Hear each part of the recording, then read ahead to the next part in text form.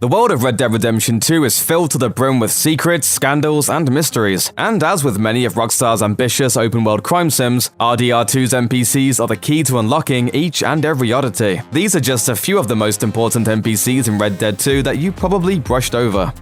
In RDR2, it can be difficult to know who's being genuine and who is lying to you. Many players have been able to pull back the curtains on beggars pretending to be blind. However, that doesn't mean every blind person asking for money in RDR2 is dishonest. In fact, some of them have some pretty important things to say. $1 for your future. $1 for your fate.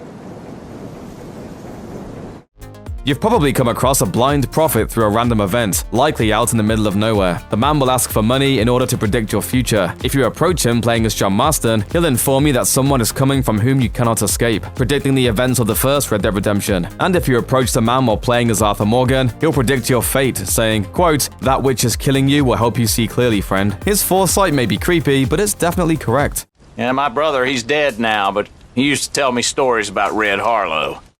In Red Dead Redemption 2, players can find an NPC camping out in the wilderness near Stillwater Creek. This camper invites you to sit for a while and chat so that the predators don't think he's alone. As the conversation progresses and he speaks of his family, the camper says that his brother used to tell him stories about a man named Red Harlow, a man whose parents were killed right in front of him and who used his pain to become a better person, fighting for what was right. Even though it sounds like a fairy tale, this camper is detailing the events of Red Dead Revolver, the game that started it all the way back in 2004. Though this interaction isn't necessarily important to your own story progression, it was a nice nod to the original game that inspired everyone's favorite Wild West adventure.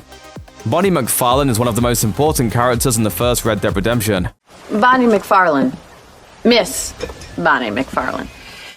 She rescues John Marston, and their paths cross several more times as he returns the favor. And while it is insinuated that Bonnie develops feelings for John after their many encounters, players know very little else about her love life. That is until a random encounter with a seemingly unimportant NPC in Red Dead Redemption 2. South of the Van Horn trading post, players can find this NPC close to death. But as you approach, he grabs you, hands you a letter, and says, "Whoa, I thought you was already gone." Tell her I never stopped.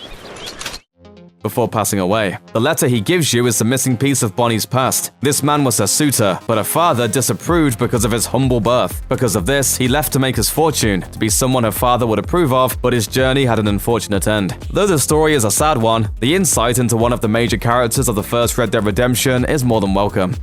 Even without the raccoon hat, Grizzled John would be hard to miss. He's large in stature and even larger in personality. This loudmouth NPC isn't subtle in the slightest, and he looks strangely familiar. You've definitely seen him before, but where?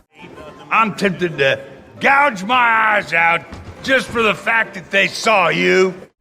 Well, if you're wondering where you might recognize him from, there are a few answers to that question. Many will remember John from another Red Dead Redemption installment. The Undead Nightmare DLC is our first official RDR introduction to the burly Sasquatch hunter, or at least someone bearing a striking resemblance to him. But this isn't the only place Rockstar aficionados will find him. Eagle-eyed players remember seeing a very similar character in Grand Theft Auto 5. Upon gaining 100% completion in GTA 5, you can complete the Strangers and Freaks mission, the last one, in which you're tasked with hunting down a Sasquatch. The person who gives them this objective? Someone who looks almost identical to Undead Nightmare's resident Squatch Seeker. He wears the same hat, has the same blind eye, has the same facial features, and is even played by the same voice actor. At one point, GTA players can even hear the hunter say he's going to make his, quote, great-granddaddy proud. Assuming that the one-eyed dude from Undead Nightmare is in fact Grizzled John, could this hunter be his descendant?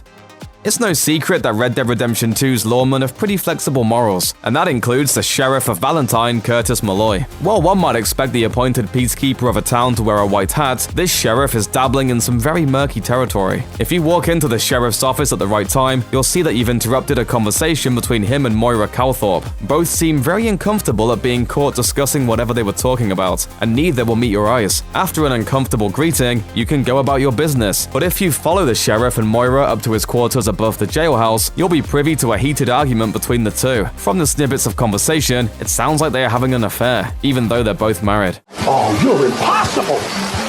Impossible? Really? I've wasted years on you and I'm impossible!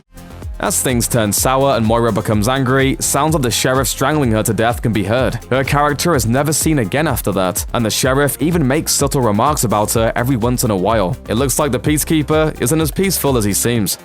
check out one of our newest videos right here. Plus, even more SVG videos about your favorite stuff are coming soon. Subscribe to our YouTube channel and hit the bell so you don't miss a single one.